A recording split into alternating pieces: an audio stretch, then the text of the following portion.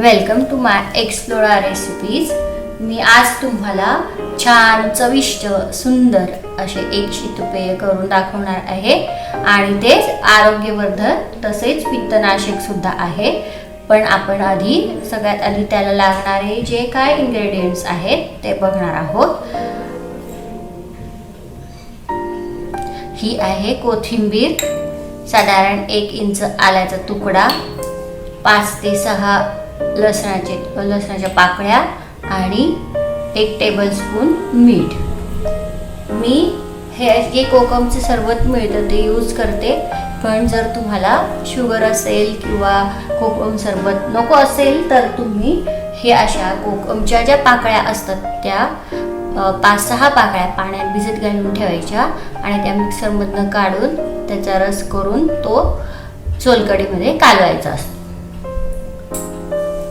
मी 1 नारळाचं खोबरं जे आहे ते खवून घेतलं आहे आणि पाणी हे आपल्याला दूध काढण्यासाठी आवश्यक असतं।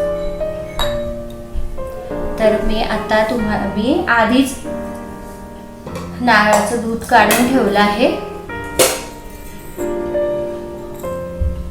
हे असं नारळाचं दूध आपण काढून घेतलं आहे। तर त्याच्यासाठी आपण हे सगळ्या गोष्टी एकत्र मिक्सरमध्ये वाटून त्या मी साधारण फडक्याने व्यवस्थित गाळून घेतले आहे। जर तुम्हाला वाटलं तर तुम्ही चाळणीने सुद्धा ते चाळू शकता। आता मी तुम्हाला 2 प्रकारच्या सोलकढी करून दाखवणार आहे। हे दूध मी साधारण हाफ दूध या पातेल्यात घालून घेते आहे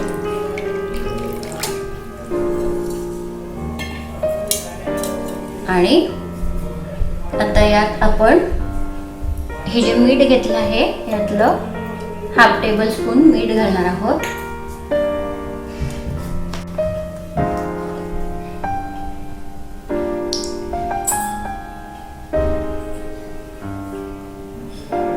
आणि मी तुम्हाला सांगितल्याप्रमाणे कोकमचं सरबत इथे यूज करणार आहे। त्याच्यासाठी साधारण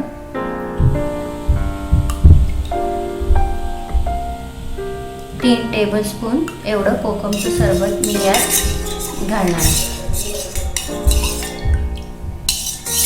तुम्हाला आवडेल त्यानुसार तुम्ही कोकमच्या सरबताचं प्रमाण कमी अधिक करू शकता। अजून हवा तसा कलर आला नाहीये तर आपण अजून 1 टेबलस्पून कोकमचं सरबत ॲड करूया।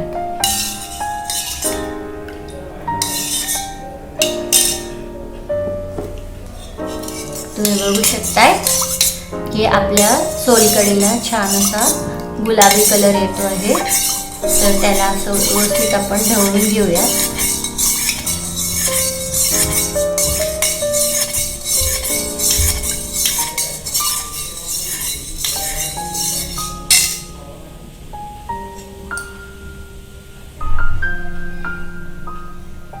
तर ही अशा रीतीने पौष्टिक अशी सोलकढी एक उत्तम शीतपेय आपलं तयार झालं आहे आणि ते आपण असं ग्लासमध्ये सर्व करून घेऊ आणि त्याच्यावर थोडीशी अशी कोथिंबीर घालूयात। झाली, अगदी सोपी आहे की नाही सोलकढी करायला। तर फ्रेंड्स तुम्ही पण जरूर ट्राय करा आणि तुम्हाला माझी रेसिपी कशी वाटली ते मला जरूर कळवा। Welcome to my Explora recipes. तर फ्रेंड मी तुम्हाला आधी कोकमच्या सरबतपासनं कशी सोलकढी बनवायची होती ते दाखवलं होतं आणि मी आता तुम्हाला आमसूलच्या ज्या पाकळ्या असतात म्हणजे कोकमच्या ज्या पाकळ्या असतात त्याच्यापासून कसं बनवायचं ते दाखवणार आहे। तर हे जे कोकमच्या पाकळ्या असतात त्याचा मी असा वाटून रस बनवून घेतला आहे। तर आपण सर्वात प्रथम हे जे नारळाचं दूध काढलं आहे ते भांड्यात घालून घेऊयात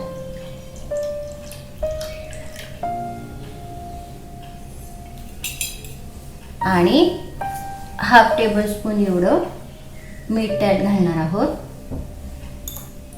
हे जे कोकमचा रस काढून घेतला आहे तो घालणार आहोत आणि यात थोडीशी साखर घालायला लागेल, म्हणून मी 1 टेबलस्पून साखर घेतली आहे. ज्यांना शुगर आहे त्यांनी ही साखर नाही वापरली तरी पण चालते. आणि हे मिश्रण आपण असं अगदी व्यवस्थित ढवळून घेऊया. यात आपण कोकम पाकळ्या घातल्या आहेत, त्यामुळे त्याचा कलर हा अगदी आपल्याला घातल्याच दिसतो आहे.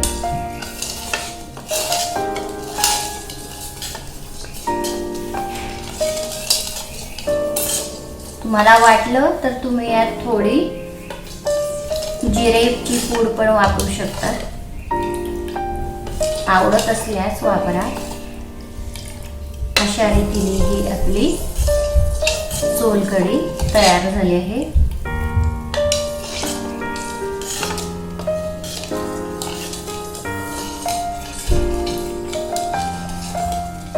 आणि यात आपण थोडी चवीला अगदी थोडीशी कोथिंबीर घालणार आहोत.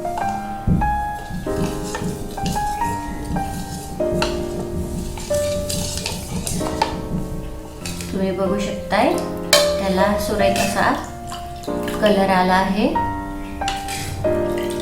आणि याचे पातळ जे प्रमाण आहे ते अशा रीतीने ठेवायचं असतं, पाण्याचं प्रमाण.